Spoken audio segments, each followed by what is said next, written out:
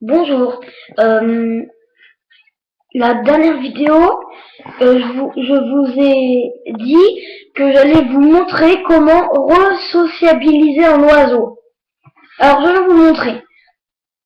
Déjà, mon oiseau, je raconte l'histoire une deuxième fois, parce que dans l'autre vidéo je l'ai raconté. Je suis partie en vacances. Avant les vacances, il était gentil comme maintenant. Parce que là, je l'ai resociabilisé en 2 mois. C'est un peu long, mais ça va. Alors, son histoire. J'étais parti en vacances. Il était resté ici avec ma mère, et ma mère s'en occupait, mais mon oiseau s'est attaché à ma mère. Et moi, mais comme il ne me voyait pas, et qu'il voyait ma mère, il avait perdu l'habitude de me voir.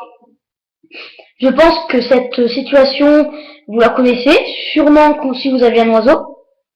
Un oiseau EAM, élevé à la main, donc apprivoisé et qui a besoin d'être sorti au minimum 2 heures par jour. Par jour, hein. Mais vous pouvez aussi,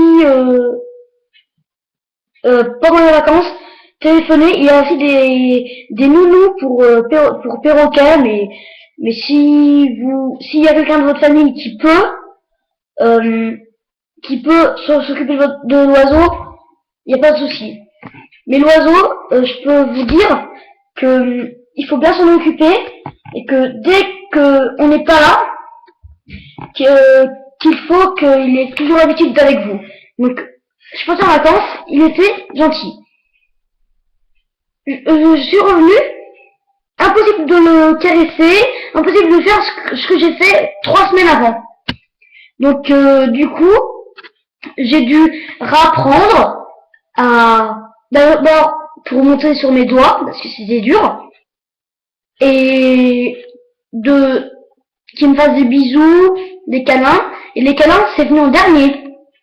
Et le mien, il était tellement triste qu'il s'est piqué au niveau du ventre ici là ici, au niveau du ventre ici là, on voyait toute sa peau et vous voyez bien au centre de son ventre du jaune, jaune très très clair. C'est parce que ça vient de repousser. Et donc du coup, pour resociabiliser un oiseau, il faut avant tout regagner sa confiance. Si un oiseau est désociabilisé avec une personne, il faut qu'il regagne la confiance de son maître.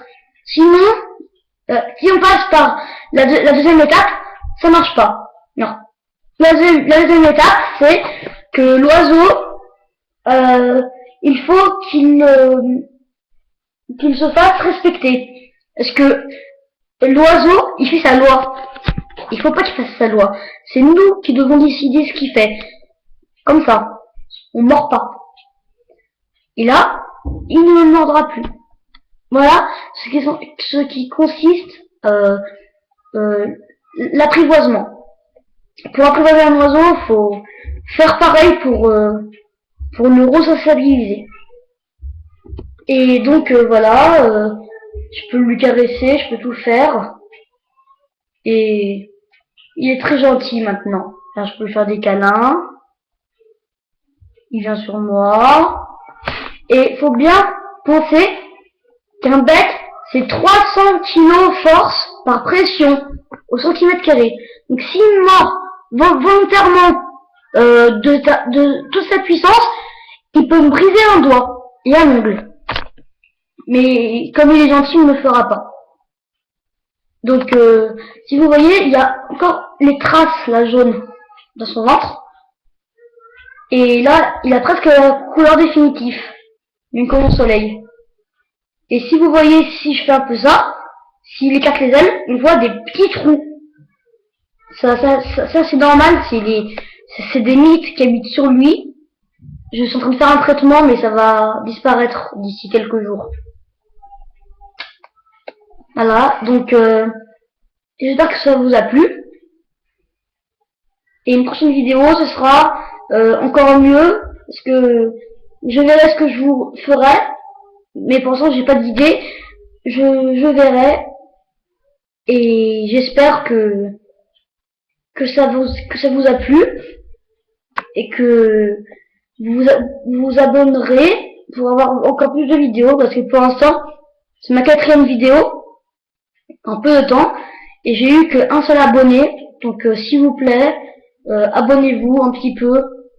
Si bon, si vous la regardez et vous voulez pas vous abonner, marquez au moins un message ou un j'aime et ça nous fera plaisir à tous les deux. Il y a Grisouille aussi.